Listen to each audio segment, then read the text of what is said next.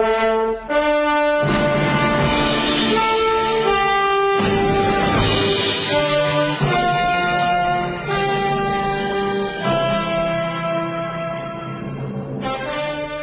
morning and welcome to Shattering Myths, a program devoted to what is becoming the fastest growing segment of our society.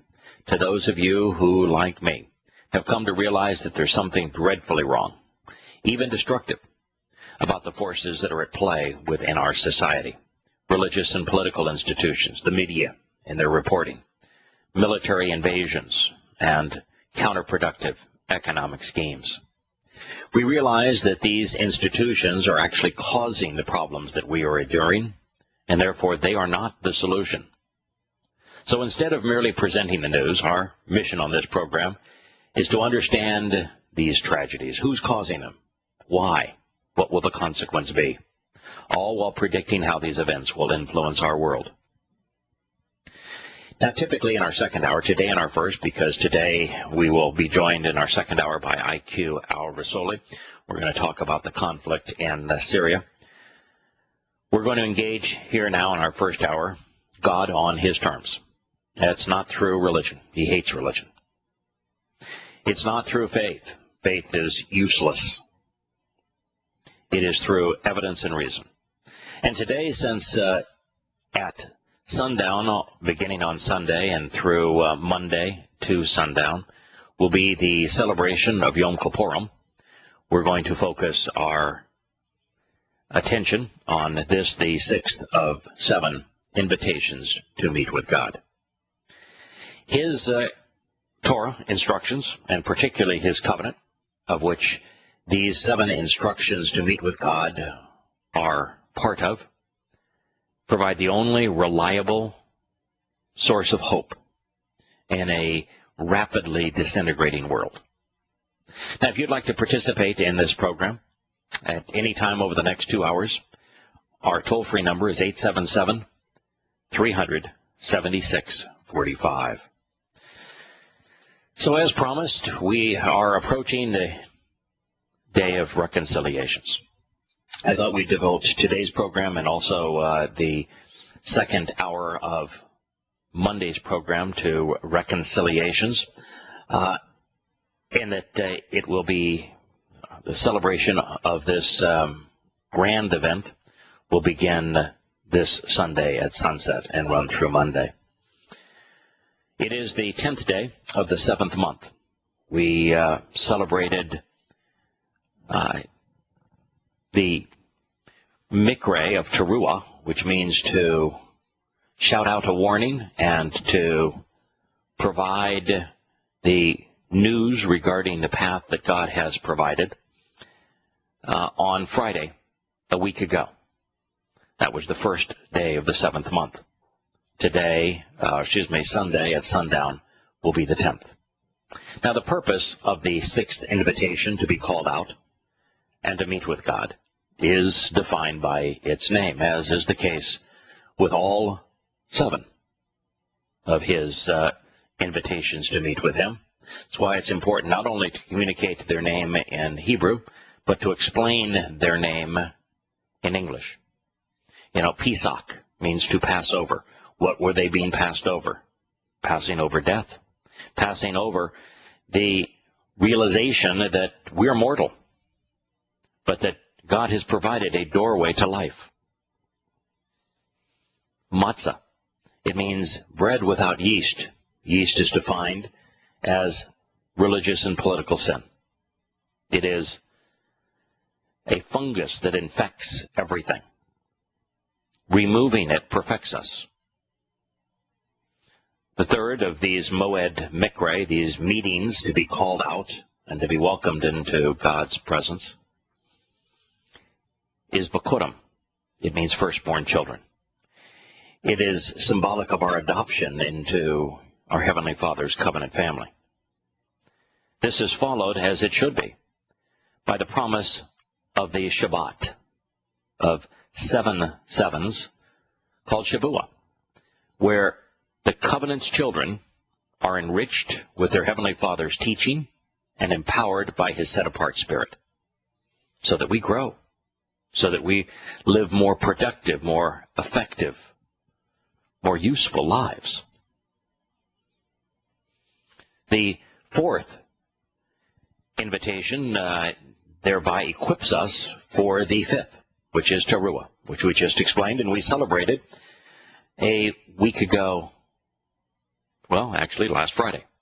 It is a celebration of our opportunity that all of those things provide, the children of the covenant, to be able to share Yahowah's Torah guidance, particularly regarding his invitations to meet with him and the requirements associated with the covenant, with everyone who is interested in listening.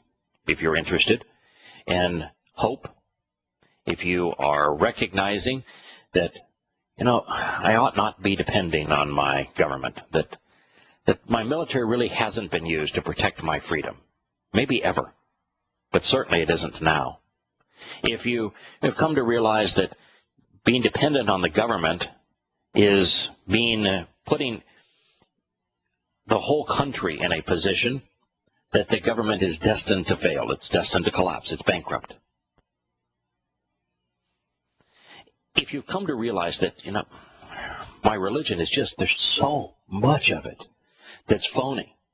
The pastors are having affairs with other men's wives in their congregations, that the pastors are all too often greedy and mostly interested in money.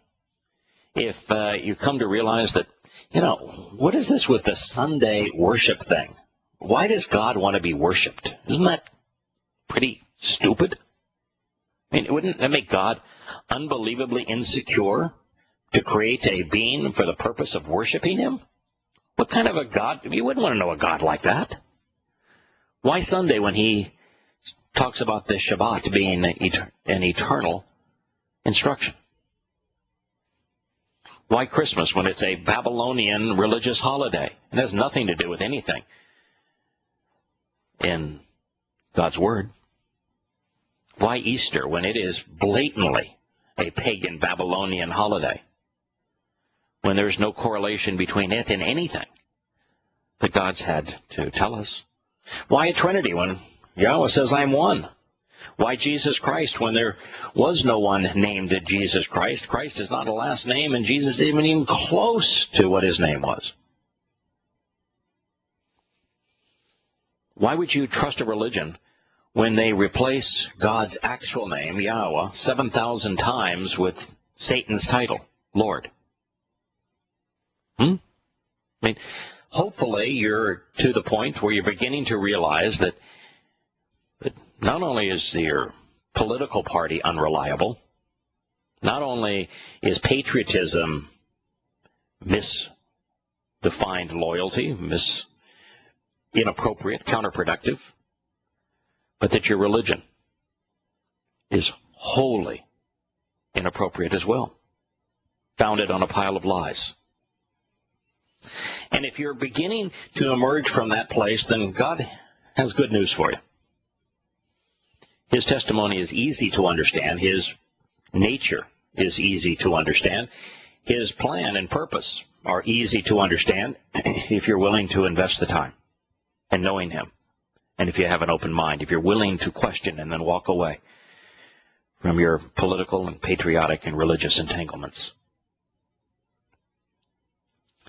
Well, the purpose of this day is called Yom Kippurim. It's the day of reconciliations. Kippur means to reconcile in Hebrew, and Kippurim, therefore, is reconciliations. It is the sixth of 7 steps that we walk to God. The seventh is actually not a step, it's the destination. It's sukkah, it means shelters. It signifies camping out with God. It is invocative of our return to Eden, to the protective enclosure of great joy, of living with God in his home, which is now the universe. And so those are the 7 steps, with Yom Kippurim being the one that we will celebrate here on Sunday at sundown. For those of you who think those are Jewish holidays, you would have been lied to. It's another reason that you ought not trust your religious advisor. And if you look up in the Catholic Encyclopedia and you look up Yom Kippur, you will find that it is a Jewish holiday. It's not true. God never, ever calls it a Jewish holiday. Ever. All 7 of these invitations to meet with him are his. They are Yahowah's. They are God's. He is offering to meet with us on these days. And he tells those of us who are, those of you, I should say, who are, for whatever reason, because you've been beguiled by Paul, who told you not to pay any attention to the Torah, you've been beguiled by some preacher or pastor or priest, and you have been beguiled into believing that these days are Jewish and they have nothing to do with you since you're not Jewish. Whatever the reason might be. Maybe you're anti-Semitic. Maybe you're agnostic and think that the secular humanist teaching that the God of the, quote, Old Testament, and there is no Old Testament, is mean-spirited, and therefore you won't want anything to do with him because he's not politically correct. Whatever the reason might be, maybe you just don't care. But if you don't attend these meetings, God makes it absolutely, unequivocally clear. You will be estranged from his family, and your soul will cease to exist. So enjoy your life because it's the only one you're going to get. That's it. The end of your life, your soul will vanish. Doesn't go to heaven, doesn't go to hell, just ceases to exist. You squandered your opportunity. So these days are really important. Now, I want to make absolutely clear something that we've said on this program many times before because God makes it clear. This path to God is for the covenant's children. If you haven't first considered the covenant, come to understand what is being offered, come to know the God who is offering you this covenant relationship, and then embraced its terms and conditions, then these 7 steps will do you no good.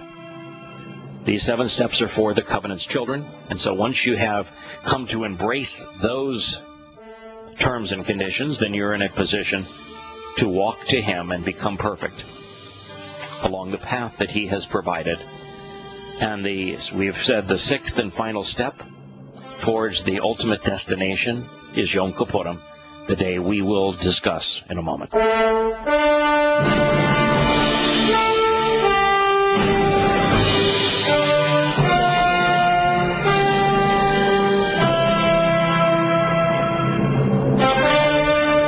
one considers, when one connects, when one contemplates the words of the prophets, the words that Yahowah revealed through his prophets, it does become abundantly clear that Yahowah will return to protect his family on Yom Kippurim.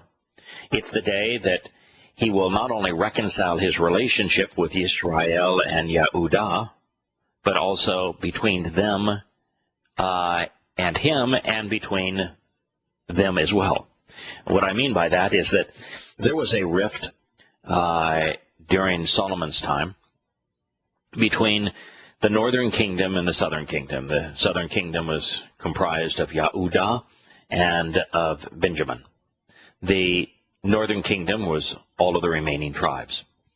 And that rift persisted through the Assyrian invasion, which came shortly thereafter, where the Assyrians hauled away virtually all of the tribes of the northern kingdom, where it became impossible, really, for anyone to identify themselves with a particular tribe from that point on.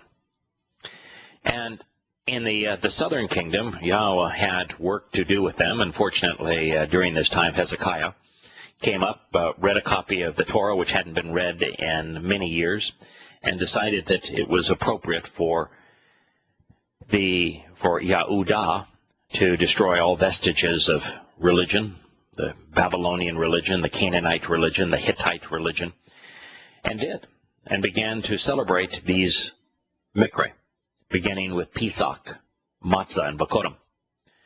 And even though he didn't celebrate them on the right day, he got a special dispensation from Yahowah to be a couple of weeks late. And they enjoyed the celebration so much, they asked Yahowah, say, hey, can we continue this another week? This was really fun. And God said, sure. Which is telling us that we ought not be quibbling over what day, whether or not you choose to celebrate Yom Kippurim, beginning at Saturday at sundown, or Sunday at sundown, or Monday at sundown, is really less important than recognizing what the day represents and celebrating it enthusiastically based upon what Yahowah has done and is offering to us. Well, on this particular day, he is returning. If you want to know the day that God is going to return, he told us, it is Yom Kippurim. He has also told us what year he's going to return, which is year 6000 Yah. And so you can look back through the calendar in terms of the fact that 6,000 years ago minus about 20 years, in fact, exactly 6,000 years minus 20 years ago, Adam and Chawah were expelled from the garden from having chosen to ignore, convolute Yahowah's instructions. 1,000 years after that, we have the flood, and we have evidence of it, and we will talk about that on this program, about the comet, asteroid that hit our planet, and the welling up of seawater that caused the flood up through Mesopotamia all the way up to the Black Sea.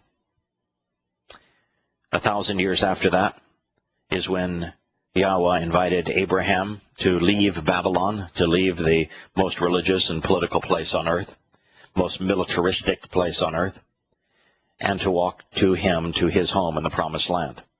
And during that walk and during their discussions, Yahowah delineated the terms and conditions of the covenant, which there are 5, and the benefits of the covenant, which there are 5. It's interesting, there are 5 hands in Yahowah's name.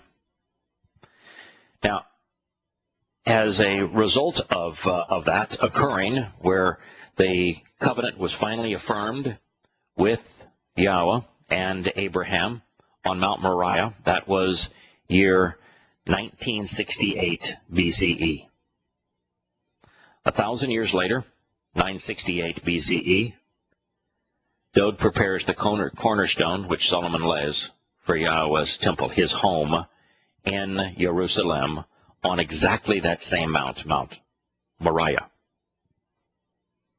1,000 years later, in year 4000 Yah, 33 CE on our pagan calendars, Yahowah, in a corporeal and diminished form,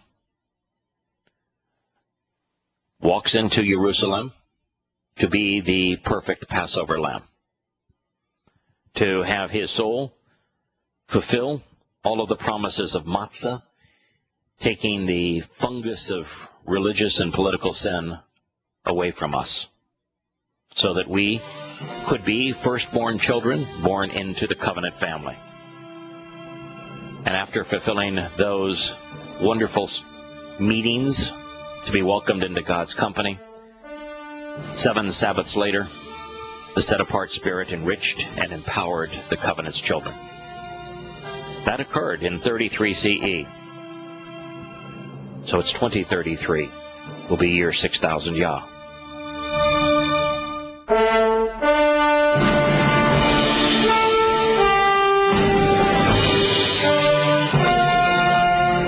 Welcome back to Shattering Myths. We're talking about Yom Kippurim. It's the day of reconciliations. It is the day that Yahowah is going to return. It isn't difficult to know the day. God tells us what day he's going to return. He tells us what he's going to accomplish on this specific day. And his return is specifically for the purpose of reconciling not only the relationship between Yahowah and Yisrael, but even more importantly, their relationship with him. And there is a slight difference between Yahowah and Yisrael, and that Yahowah is one of the 12 tribes. It also represents the southern kingdom, and Yisrael is the remaining and represents what was the northern kingdom.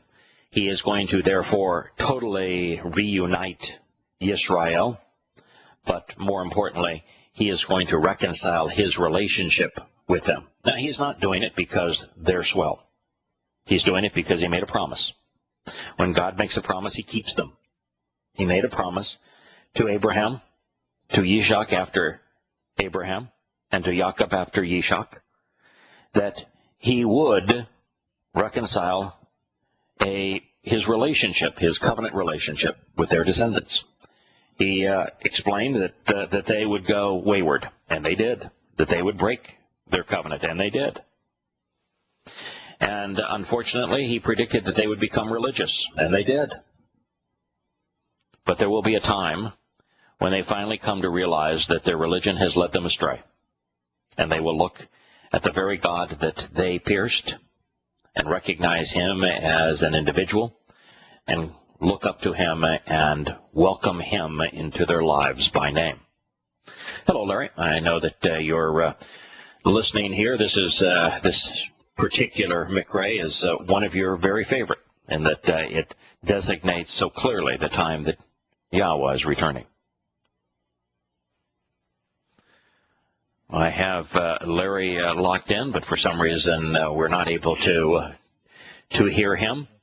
Can you hear me now? I can hear you. That sounds like one of those commercials. Can you hear me now? I can hear you now. Okay. Yeah, in Zechariah it says, "So they will look upon me, by whom association they pierced, mourning as one wails for an only begotten son, grieving bitterly over him, as one who suffers anguish over a firstborn." That's Zechariah 12:10. "And it shall come to exist in the whole land," prophetically predicts Yahowah. 2/3 will be cut off and die. 1/3 will be spared. That's 13:8. And then when we go right to 13:9, he says, "I will return and harvest this 1/3 in the fire. I will refine them as one refines silver, test them as one does gold. They will summon my personal and proper name," which is Yahowah, "and I will answer them." That's Zechariah 13:9. And here we see the exact moment that the families reconciled in Zechariah 13:9. At the end of it, "I will say, you are my people, and they will profess Yahowah is our mighty one." And that's Zechariah 13:9. So out of the Holocaust, Israel is stored, and out of the ashes of the battle of Megiddo, the Yehudim will be united with their God. Yep, there's a couple of things. That's the point of reconciliations, which is what Kippurim means. Yeah, there are three essential points here. One is that this is all going to occur on God's timeline on the day of reconciliations. And therefore, if you're not celebrating God's calendar, if you're not answering his invitations to meet with him on these days, then you will be estranged from his family. So he told us what day he's going to return. It's Yom Kippurim. And therefore, if you are not celebrating this day because you're a Christian and you've been led to believe that this is a Jewish holiday, sayonara.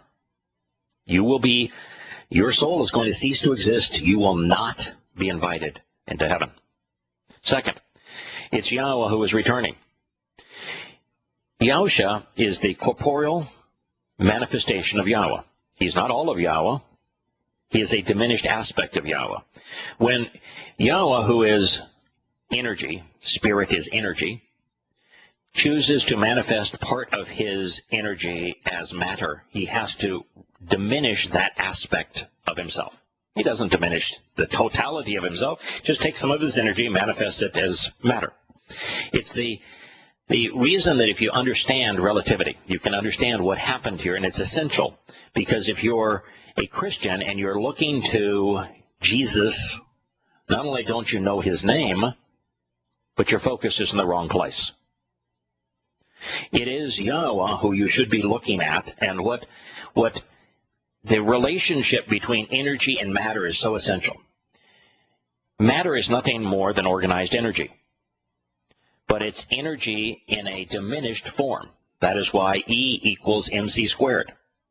You have to multiply mass by the square of the speed of light to be equivalent to energy. Therefore, therefore a corporeal form is a hugely diminished manifestation of energy. Therefore, God being spirit, energy, for him to take material form as he did through Yahusha, that is a hugely diminished aspect of Yahweh's nature. And so, for this whole religion what he says Yahusha is, doesn't he? Right. He says Yes. he's a diminished part of me. He's Right. a part of me that's been diminished. Right. That's why he's Kodesh, set apart. Set apart from what? Well, from Yahowah. Right.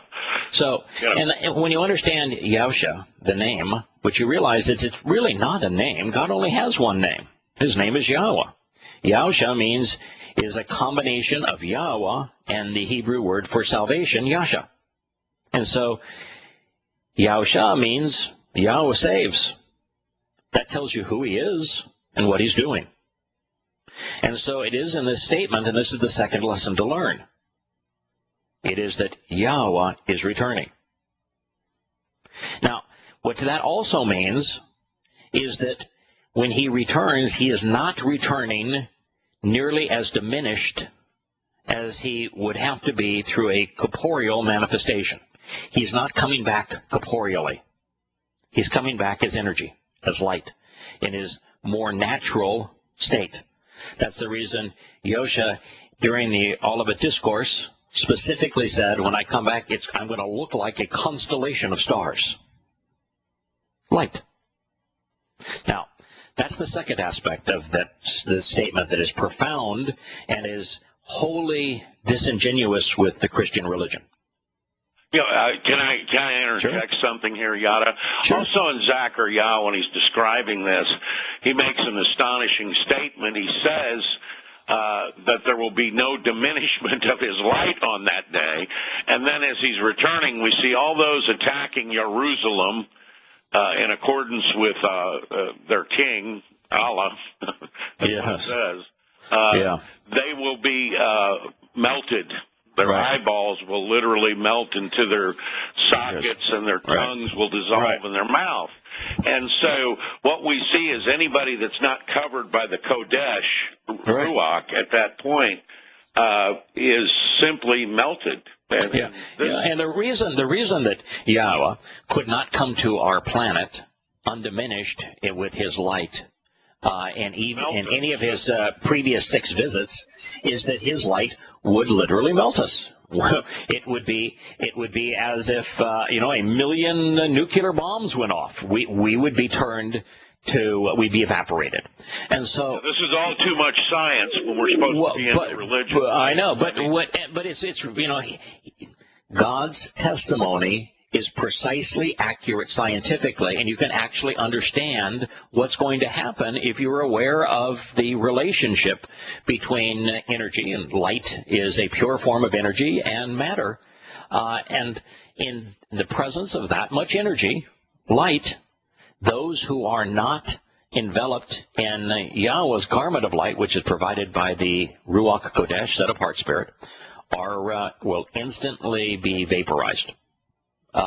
Just the reason here, by the way, is that God's not going to tolerate religion or politics or militarism in his presence. These people that are being vaporized all have chosen to embrace religion or politics as their answer. They've signed up for economic schemes of man, and as a result, when he returns, they're vaporized. And that is because God's going to set up his home here on earth, and only his children are going to live there with him, and they are protected.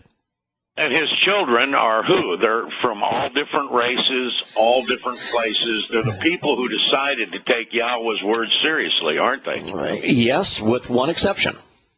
And while that's what you said is all true, on this particular day, and this is the third point that I want to make certain that our Christian friends hear. On this day, is he coming back for Goyim? No. Does he say on this day that I'm going to reconcile my relationship with Gentiles? Nope. Does he say on this day I'm going to reconcile my relationship with Christians? No. No. In fact, is there a word even remotely related to Christian anywhere in Yahowah's testimony? No. No. How about church? How about church? There's things like church that are discussed, and they're called an abomination. Yeah, well, that's true. That's true, because they're religious. Now, that being the case, when, in fact, I read, and I will share in a future program, there's, from WorldNet Daily, Joseph Farrow is a Christian, and therefore there's a lot of what WorldNet Daily puts out that is absolute rubbish. And he was touting the fact that surveys today show that 40% of Christians think that they're living in the end times. Well, we are living in the end times, they just don't know why. And nor do they know that they're excluded from the good part and will participate in the bad part. But one of the things that is just so troubling about Christianity is that they think that their Jesus Christ is coming back for them, when in fact it's them that are going to be part of those who are annihilated. And it's back for you, Yisrael, and you. That's exactly right. He is really clear about this, which means that there is a 0% possibility that Christians replaced Yisrael and Yahowah as replacement theology portends. He is coming back. He says it unequivocally for Yisrael and Yahowah, and to reconcile his relationship with them.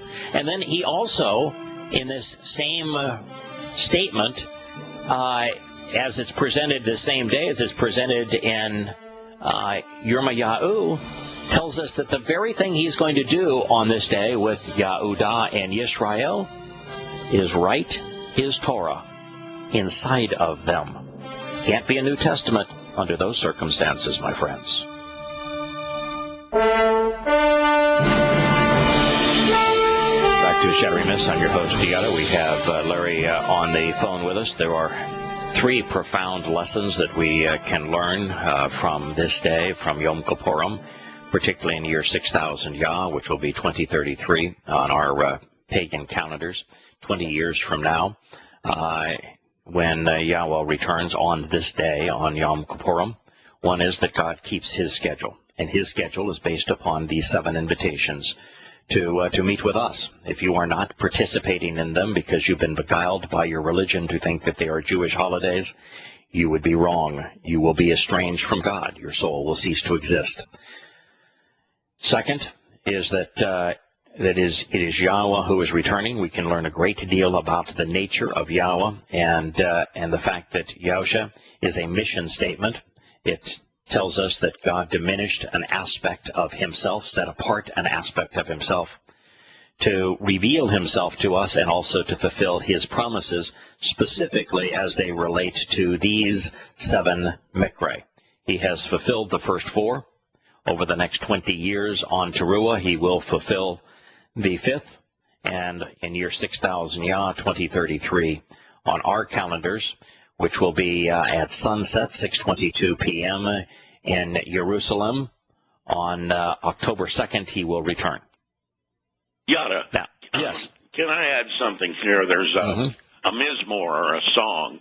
We call that a psalm, or many do today. Right. It's the 119th, 1 through 3, says this. He said, "Blessed, enjoyable, and favorable is the way to becoming innocent, perfect, and entirely blameless by walking in the Torah of Yahweh. Properly guided are those who are saved and preserved by his testimony. They genuinely seek to have a relationship with him and his witness for all time. Therefore, they do not carry out that which is harmful or wrong, and they do so by walking in his ways." Now, what are his ways? His ways are, his walk is the 7th day of rest, and it's the 7 Moed Mikra.